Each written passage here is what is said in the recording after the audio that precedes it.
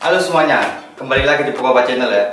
Kali ini kita mau membahas tentang perjalanan Indonesia dalam mengikuti Piala Asia. Iya, jadi kita akan membahas kiprah Indonesia setelah 16 tahun absen di Piala Asia. Ya, terakhir kita timnas Indonesia kan lolos Piala Asia itu 2007 ya. Itu juga lewat jalur tuan rumah ya, ya. Jadi tuan rumah 2007, akhirnya di tahun 2023 tahun depan Indonesia berhasil lolos kembali ke Piala Asia. Ya, kita akan memberikan data-data dan fakta seputar Indonesia di Piala Asia. Oke, cek bersama.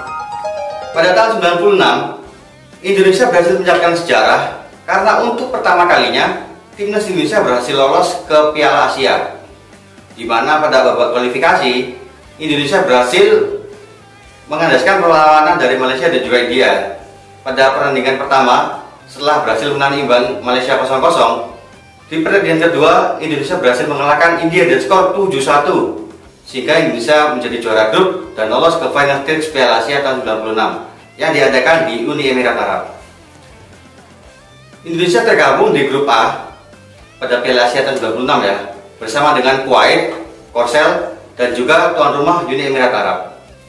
Di pertandingan pertama, Indonesia berhasil membuat kejutan dengan berhasil menahan imbang tim kuat yaitu Kuwait dengan skor 2-2. Nah, di pertandingan tersebut ada suatu momen yang sangat spesial di mana terjadi gol, yaitu gol yang menjadi gol terbaik pada turnamen itu dan sampai saat ini masih dikenang ya, yaitu gol salto dari seorang Widodo Cahyono Putro.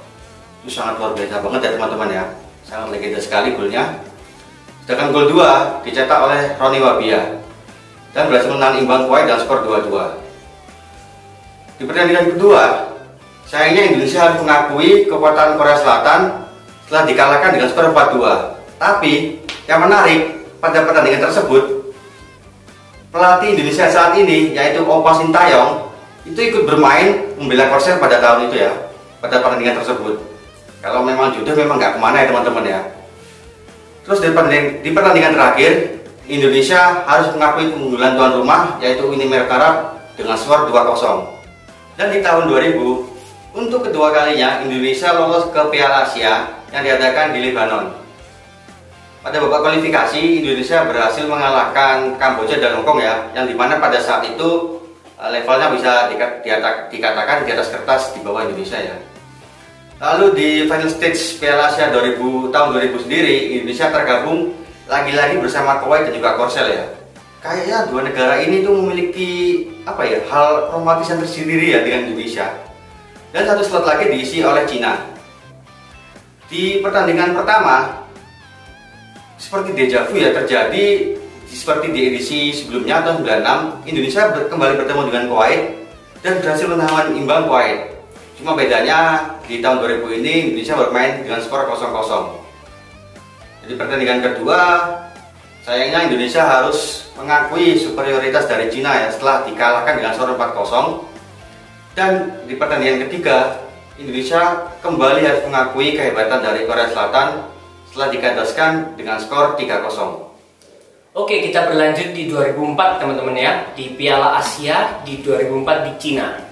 Indonesia sebelum ke babak utama harus mengikuti kualifikasi di grup C bersama Arab Saudi, Yaman, dan juga Bhutan.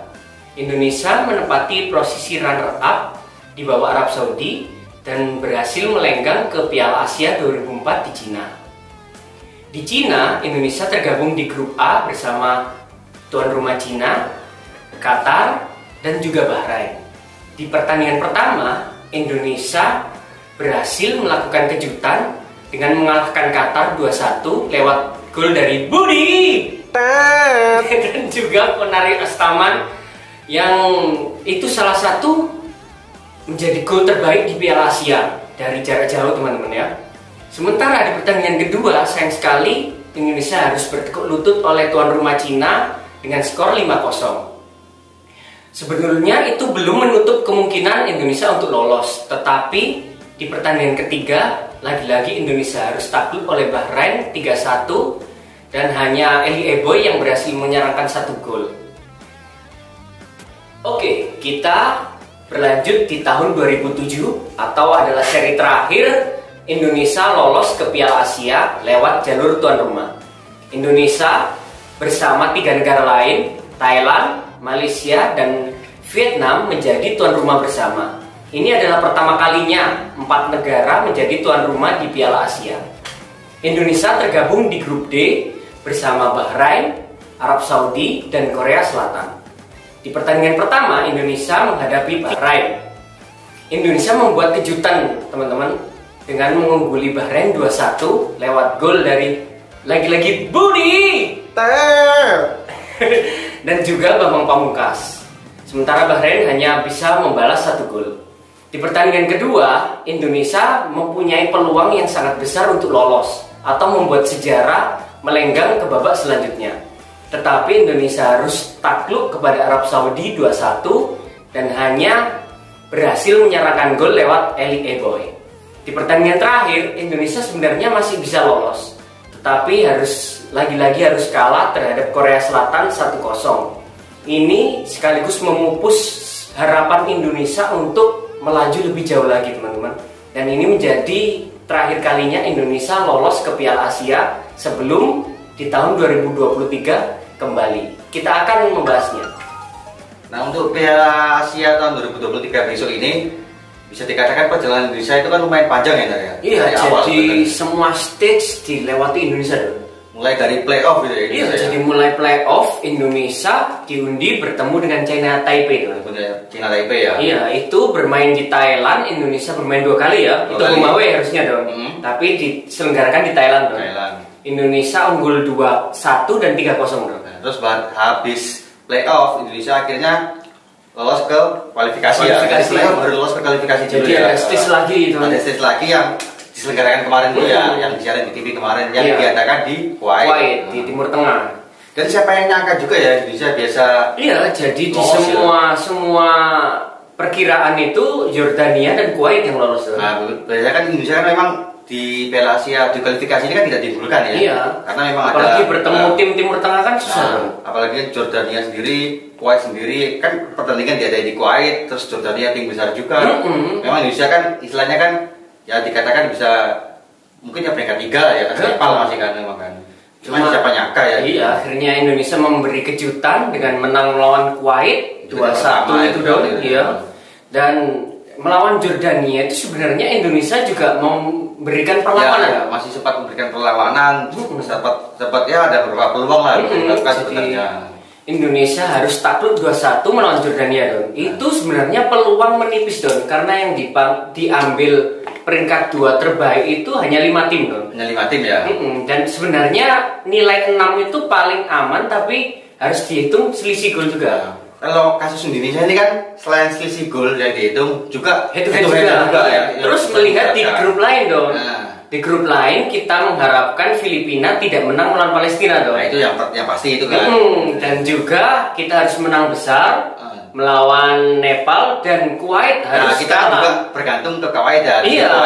Minimal Kuwait seri lah, jangan sampai menang gitu. Jadi kalau Kuwait menang selisih 1 gol itu Indonesia tidak lolos dong. Indonesia tidak lolos, benar. Jadi banyak faktor kemarin itu dong. Banyak apa istilahnya ya, banyak variabel dari tim-tim lain ya. Tapi untungnya kan memang Jordania tetap bermain istilahnya nggak main mata. Iya, jadi tetap bermain fair play ya. Fair play, bisa menang 2-0 melawan Kuwait. Dan akhirnya penentuannya di tangan Indonesia sendiri. Iya, jadi Indonesia sudah nating tulus, nggak ada beban karena hampir pasti lolos kan. Dan siapa yang nyangka bisa menang 7-0 iya, gitu dan permainannya juga selama 3 pertandingan itu bagus. Nah, benar-benar saya akui memang permainannya itu kan istilahnya ya adaptable lah, sesuai dengan permainan lawan gitu kan. Nggak harus pakai formasi ini atau istilahnya metode ini untuk bermainnya, jadi menyesuaikan dengan lawannya. Jadi dia adaptasi terhadap lawan. Benar, memang adaptasi terhadap lawan. Jadi 3 back itu bermain kompak, solid kan, walaupun melawan tim Timur Tengah yang mengandalkan umpan-umpan crossing. Istilahnya kekuatan tubuh dan juga posturnya juga. Iya. Nah, untuk persiapan Piala Asia sendiri besok kan kita kan tambahan. Iya, 3 baru ya. 3 pemain keturunan loh. Lebih tepatnya keturunan karena Indonesia naturalisasi orang yang memiliki garis keturunan Indonesia. Itu si Sandy Walsh, Jordi Amat sama Shane Patinama dia. Itu kan merupakan istilahnya kan apa ya, tenaga yang besar gitu kan, tambahan tenaga yang besar untuk Indonesia ya kan. Dan kabar terakhir itu dari salah satu anggota EXCO itu sudah sampai berkasnya di Setnek Don. Sudah ya. Itu Iya. memang kalau apa namanya proses naturalisasi ini menurut saya agak panjang juga Iya, jadi cacat selesai gitu. Panjang ternyata ya. Iya, jadi habis ke DPR, nanti surat persetujuan presiden, ke Setnek, balik lagi ke presiden. Makanya panjang juga ya. Nanti kapan-kapan kita bahas lah ya. Iya, kita tentang hal seperti itulah. Jadi kita akan buatkan satu pembahasan tentang hal itu. Dan Indonesia masuk ke pot 4 Don. Pot 4 ya. Pot 4 itu kemungkinan Indonesia akan masuk ke grup neraka Don. Bertemu dengan klub besar seperti negara-negara Jepang, Iya, Cina, Korea Selatan, Arab Saudi itu semua tim-tim besar yang langganan Piala Dunia. Misalnya memang risikonya ya kan. Risikonya Indonesia. Dan sebenarnya Indonesia itu Don bisa mencalonkan diri menjadi tuan rumah Don. Bisa ya. Tapi saat ini kan ada 4 negara yang mencalonkan menjadi tuan rumah, yaitu Australia, Qatar, Jepang, dan Cina. Cina mengundurkan diri. Cina kan kabar terakhir kan dia mengundurkan diri dari pencalonan tuan rumah. Terus Qatar harus menunggu sampai Piala Dunia berakhir Don. Jadi dia mau menjadi tuan rumah kalau diundur menjadi 2024. Soalnya kan bisa dibilang Qatar kan setelah ini kan ada event besar juga kan. Jadi Qatar itu Piala Dunia 2022 besok ya. Iya. Terus Indonesia sebenarnya juga si Malakama Don, dia juga menyelenggarakan Piala Dunia U20. Oh iya benar. Itu yang menjadi agak ya, pertimbangan lainnya. Ya semoga aja Indonesia bisa berbicara. Bisa ya, memang seperti sesuai janji pelatih Sintayong ya. Bisa kemungkinan bisa untuk berbicara lebih banyak di Piala Asia besok ya. Dia kan menjanjikan kekuatan yang lebih kuat di Piala Asia. Oke. Kita nantikan saja kiprah Indonesia di Piala 2023 selanjutnya. Oke teman-teman, sekian kita membahas tentang kiprah Indonesia di Piala Asia dan juga fakta-fakta seputar Piala Asia Don. Perjalanan Indonesia di Piala Asia kemarin. Iya, dan kita mendukung Indonesia Don ya. Harus dong untuk mencapai sejarah yang lebih baik Don ya. Untuk berusaha berbicara lebih banyak di Piala Asia. Minimal lolos lah dari grup stage Don. Oke. Dan juga teman-teman jangan lupa subscribe channel kita ya supaya kita bisa lebih berkembang. Bisa like juga, share juga, komen juga. Mau kalian minta pembahasan apa, mungkin kita akan coba bahas.